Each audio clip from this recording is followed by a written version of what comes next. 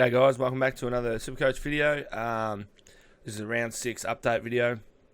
So I've got the round 6 score here, so 22.94, pretty happy, well really happy with that actually, another top 1%, and that's the second week in a row, so that really helps with the season rank. I think after round 4 I was like 31,000, and after round 6 I'm just inside the 6,000, so really happy with that, to be honest. If I could finish in the top 5,000 overall, I'd be pretty stoked. 5 league wins again, so happy with that.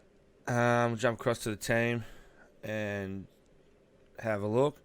So backline was really solid, really happy with it. Jake Lloyd, 107, Shannon Hearn, 119. I was kind of worried about Hearn. I didn't know if he was going to score so well playing down at GMHBA. Not because he's not a good player, just because I think West Coast played in Geelong like once every 2 years. So just being not familiar with the ground, I thought he might not score well, but he came out with a 119, so love that. Brodie Smith, 103. He's proven to be a really good mid-price pick. If he can keep knocking out tons, that'll be unreal. Zachary Williams with 121, again, but had some issues, like some sort of not the kind of scores you want, but have to stick with him. And so I'm happy to see 121 come out of him. Xavier Dersma, really happy with picking him on the field. It was either him or Collins. I'm glad I went with Dersma. I actually watched the game, and he looks like a really decent player. So he scored an 84. Happy with that for sure. I had McKay on the ground as my loophole option, and I had Marty Hoare as emergency, so I got Marty's score. So I picked the best back rookies there. So that helped out really well. In the midfield, Cripps 93. Him and Danger didn't exactly have their best games, but if you're going to pick guys to score crap, you kind of want it to be them ones because everyone's got them, so they're not going to be like your unique players. So for league wins, it sort of doesn't matter too much. Lockie Neal 142. This guy's a genuine superstar. I saw a lot of people with a VC on him. Great option. Adju Trelaw, 113. He's been in some good nick the last couple of weeks. So hopefully he can keep that going. I'm not sure who they play. Oh, here we go. Port Adelaide Friday night at Etihad or Marvel. That's weird. But yeah, so hopefully he can pick apart their midfield and have a good time. Canelio, 103. 25 touches and a goal. Getting pretty consistent tons out of him. He's under an injury cloud this week. Dislocated his finger, so he might miss. I'll keep an eye on it. It should only be a week. So I don't think I'll trade. Well, no, I won't trade him. I'll hang on to him. Libba, 71. A bit below what he's been able to do, but he's made unreal money. Keep an eye on him. If you get a 2-3 week run where he's kind of scoring these numbers, then you might think to trade, but for now you just hold. Rockcliffe, 100. Had 48 in the first quarter. I thought, yes, you beauty. And he dropped right off.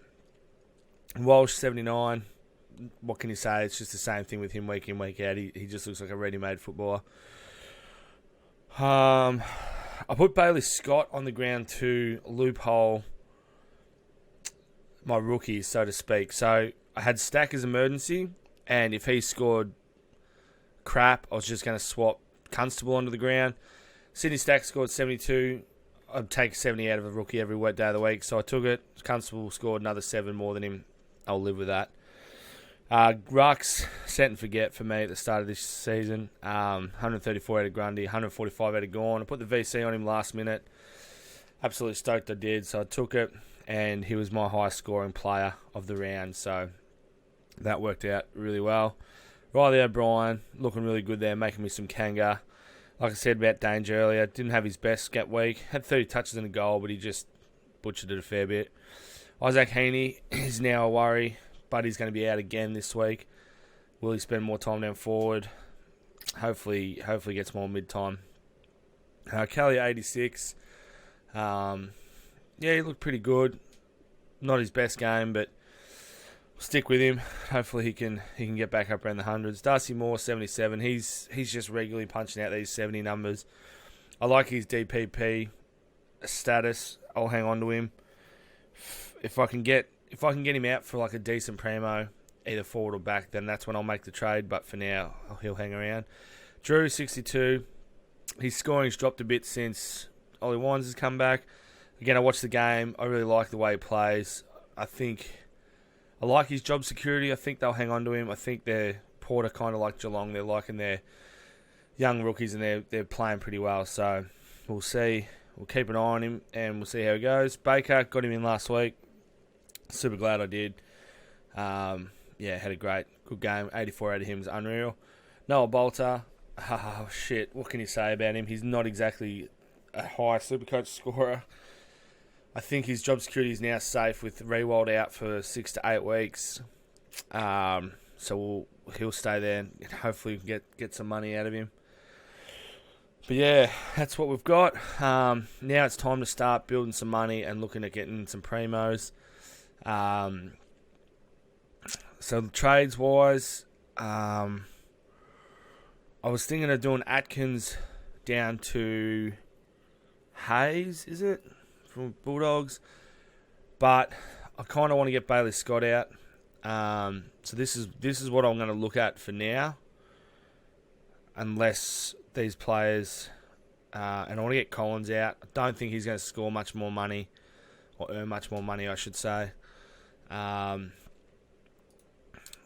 highest, lowest. And yeah, Bailey Scott, just because I don't know if he's going to play much more games in the short term and make me that money quickly like I need. So I'd make more money this week downgrading Atkins, but I think in the long run I'm better off keeping Atkins and earning more. Let me just see what his break even, 25, 12 grand. What's Bailey Scott's actually? 12 and 19k. Yeah, they're not exactly the best, are they? We'll go Scott. I think it's Hayes for the doggies. He's on the bubble big time. I don't know much about him. I don't watch a lot of the dogs. So I don't know. Hang on. I'll get me defender in first and then I'll have a look at his bubble. So the defender I'm looking at getting in is Rotham. And it's only if he gets named, just because if he doesn't play, then it's just a waste. You know, I'm going to get a donut when I could just hang on to Collins. Right, so if we do that, have a look at that. Rotham's bubble, break even at negative 82, 71G, so you get up to 200 grand. He'll be up around the 200 grand mark. And Hayes, 54k, yep. So, that's what I'll go with. I'll swap him, Constable on there. I'll swap McKay to Hall. I'll leave Dersma on, and then I'll put Bynes on the ground as my captain loophole. Make sure I get that right. I may as well put the emergency on him in case something happens and one of these big bad boys don't get up. Right, so captains this week. Let's have a look at the teams. I could go Grundy. Could go Gawn. Could go Grundy gone. Who's Brisbane playing? Playing Sydney, yeah. Might go Neil, vice captain, into Danger. He I think he plays pretty decent against Essendon. They might have that thing. Oh no. I think he scores alright against Essendon. Yeah. Oh no, it's not against Essendon. Anyway, that's what I'll look at. Neil into Danger. And actually, no, Neil into Cripps. Cripps. Right, that's what I'm going with this week. If Rotham doesn't get named, obviously I won't make that trade, and it'll just be Bailey Scott to Will Hayes. But yeah, that's it for this one. 254k in the bank.